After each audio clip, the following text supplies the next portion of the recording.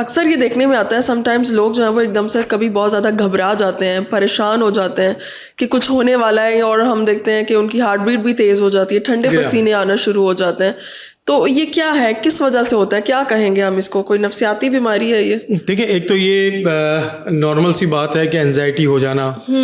جیسے کل ایگزام ہے میرا, صبح میں نے کوئی انٹرویو دینا ہے, میں نے جاب پہ جانا ہے, پہلا دن ہے, تو انزائٹی تو ہونی چاہیے نا, گھبراہٹ ہونی چاہیے, کوئی آدمی تیاری کرتا ہے.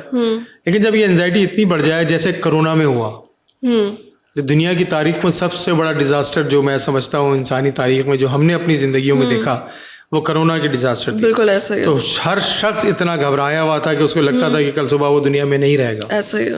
لیکن یہ اللہ تعالیٰ کی بلیسنگ ہے کہ ہمیں یہ نہیں پتا کہ ہم دنیا میں سے کب جائیں گے, تو سکون سے سو جاتے ہیں, سکون سے کھا لیتے ہیں, چل لیتے ہیں. لیکن ابھی مجھے یہ پتا چلے کہ بس 2 گھنٹے کے بعد میرا کام ہونے والا ہے, تو میں تو بالکل 2 گھنٹے بھی نہیں گزریں گے, اس سے پہلے ہی تقریباً اللہ کے پاس چلے جاؤں گا. تو یہ انزائٹی ڈس آرڈر جو ہے نا, وہ بڑا تکلیف دہ ڈس آرڈر ہوتا ہے. جنرلائز انزائٹی ڈس آرڈر کہتے ہیں. مختلف قسم کے فوبیاز ہوتے ہیں. جیسے کچھ لوگوں کو لفٹ میں جانے سے فوبیا ہوتا ہے کہ کہیں گر نہ جائے, کچھ لوگوں کو پہاڑ پہ چڑھنے سے ہوتا ہے کہ جناب اونچائی سے ان کو خوف آتا ہے کہ وہاں سے کچھ نہ ہو جائے, کچھ لوگوں کو گہرائی کا خوف ہوتا ہے, کچھ لوگوں کو خون کا خوف ہوتا ہے, کچھ لوگوں کو جانوروں کا خوف ہوتا ہے. جیسے لڑکیوں کو چھپکلی کا بڑا خوف ہوتا ہے, کاکروچ کا ہوتا ہے, بلی کا ہوتا ہے. ابھی میرے اسٹاف ایک میرے ساتھ کام کرتی ہیں, بہت سینئر سائیکولوجسٹ ہیں, ان کو بلی کا بڑا خوف ہے. تو کہیں ہمارے اسپتال میں کوئی بلی آ جاتی ہے تو وہ کرسی کے اوپر چڑھ جاتی ہے, اتنا خوف ہے کہ پتہ نہیں کیا ہونے والا ہے. یہ بڑی تکلیف دی بیماری ہوتی ہے, کیونکہ جس وقت وہ ہو رہا ہوتا ہے تو اس میں زندگی کا بندے کو لگتا ہے کہ بس جان جانے والی ہے. ٹھیک ہے.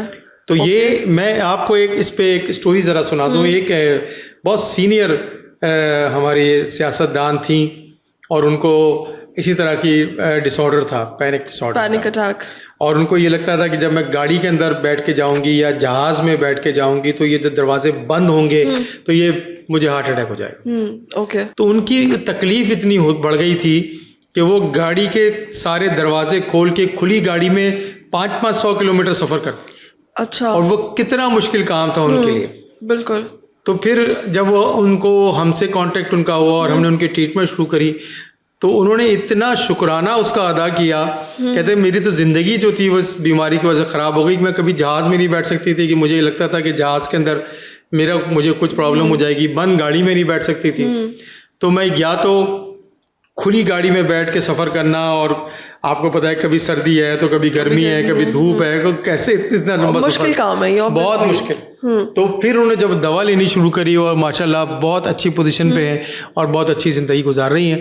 تو یہ بیماری کے لیے بھی میرا یہی میسیجز ہے کہ جتنے بھی لوگوں کو اس طرح کی کوئی پینک کی پرابلم ہے, کسی قسم کا کوئی فوبیا ہے, تو وہ فوری طور پہ ڈاکٹر کے پاس یا سائیکیٹرسٹ کے پاس جائیں تاکہ وہ ان کو صحیح بتا سکے کہ دوا کی کتنی ضرورت ہے اور کاؤنسلنگ کی کتنی ضرورت ہے. ٹھیک ہے. یہاں پہ ڈاکٹر صاحب آپ نے 2 باتیں, ایک تو فوبیا کی آپ نے بات کی, دوسرا پینک اٹیک کی بات کی.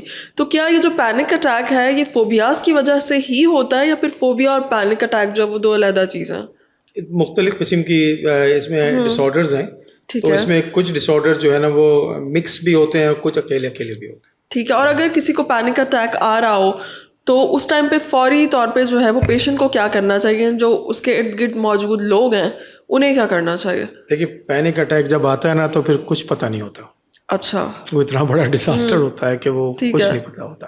تو اس سے اگر ایک دفعہ یہ ہو جائے تو فوری طور پہ ڈاکٹر کے پاس جانا چاہیے. تو ڈاکٹر یہ پوری لائن آف ایکشن بتائیں گے کہ ٹریٹمنٹ کیسی ہے. ٹھیک ہے. اس کو ڈیلے نہ کریں. ڈیلے نہ کریں, تکلیف زیادہ بڑھ کے آتی ہے. ٹھیک ہے. بہت شکریہ.